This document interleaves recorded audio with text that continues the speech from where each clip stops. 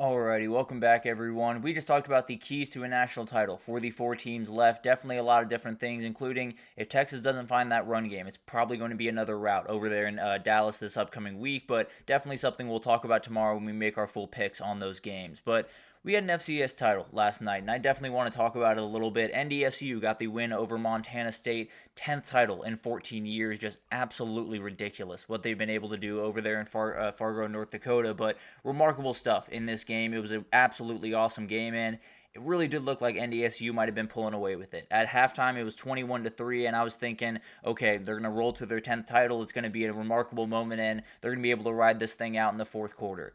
Then Tommy Mellott showed up, and he played incredible football down the stretch of this game. Montana State scores 3 straight touchdown drives to open the second half, gets within 3 points, and then North Dakota State just had a response every single time that they got close to really making this a game.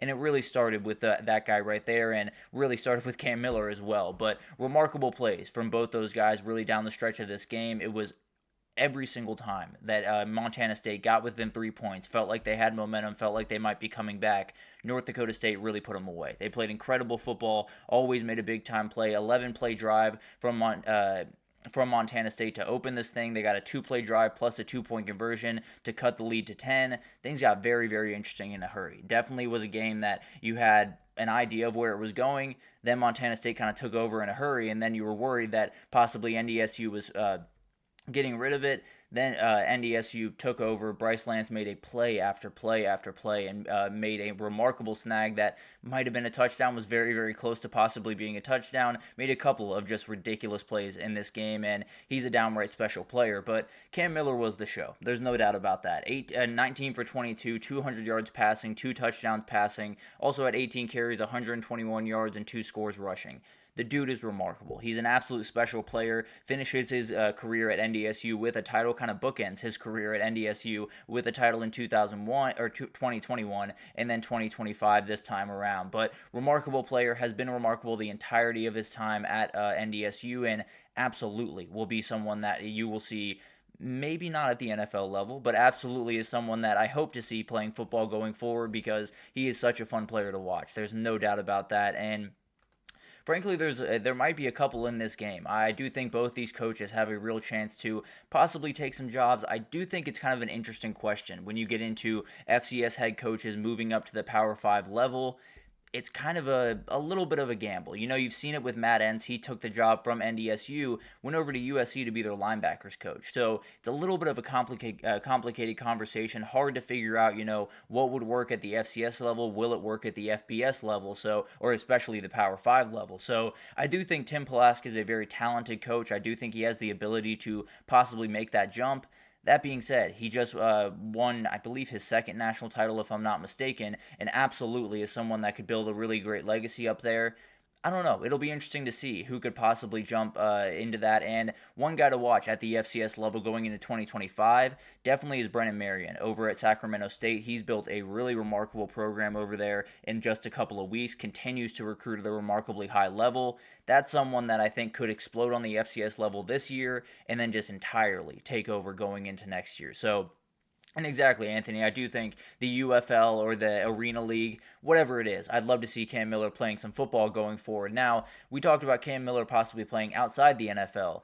We got to talk about Bryce Lance playing in the NFL, because the reality is this is an NFL good receiver. He is an absolute beast. If you didn't catch on yesterday, that is Trey Lance's brother. He was in attendance last night, got to see his brother do just ridiculous things pretty much the entire day. 9 catches, 108 yards, a touchdown in this game, and too many ridiculous plays to count. That is one of them right there. Made a play on the sideline for a very, very, very close to a touchdown, but NDSU never trailed in this game, but they really did flirt with disaster. They were up 18 at halftime, got pushed to 3 points multiple times, but it was always Bryce Lance, it was always Cam Miller with a remarkable answer, and it was always this NDSU team, just always making the plays that they had to make. Really remarkable stuff from this team, but Shamar Brown made a number of plays as well, 77 yards and the touchdown that kind of sealed this one with about 2 minutes to go. Rajah Nelson made a number of plays throughout this game to give some help to Bryce Lance. So a ton of guys made big-time plays, but Bryce Lance really stole the show in a number of different ways. He is absolutely someone that I would be looking forward to towards in the draft, and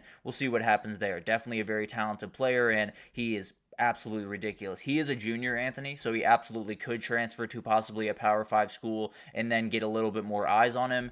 Frankly, I wouldn't need him. If I'm being totally honest, I would draft him right now. Understand if he does go into the portal, and if he does, man, there's going to be a lot of teams after this kid, and it's going to be special to see where he ends up for his senior year. But remarkable game for just about everyone around. The defense for NDSU played remarkably well against everyone not named Tommy Mellott. They had 22 carries for 65 yards between Scott Trey Humphrey and Adam Jones. Really remarkable stuff to slow down those running backs. That being said, Tommy Mellott did plenty to win this game. 13 for 24, 195 yards, two passing touchdowns, 14 carries, 135 yards, and a rushing touchdown. One that really thought they were going to make a comeback in this game. So, remarkable player right here. No doubt about that. Absolutely deserved the FCS Heisman and absolutely proved that he deserved it in this game. Very special player, and it'll be interesting to see what his future holds. Is a senior, so we'll see where he moves on to, but very, very fun player. Absolutely someone that I will keep my eyes out on regardless of if he's in college football or not going forward.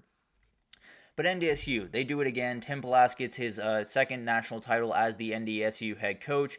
Big changes are coming to this roster. That happens about every single offseason for FCS teams at this point. You have big-time players leave. You have big-time players come in. The reality is this program is as good as it gets. There's no doubting that NDSU will be in the conversation going forward. They will be in the conversation for that Missouri Valley Conference. They will absolutely be in that conversation going forward for national titles. They've won 10 and 14 years.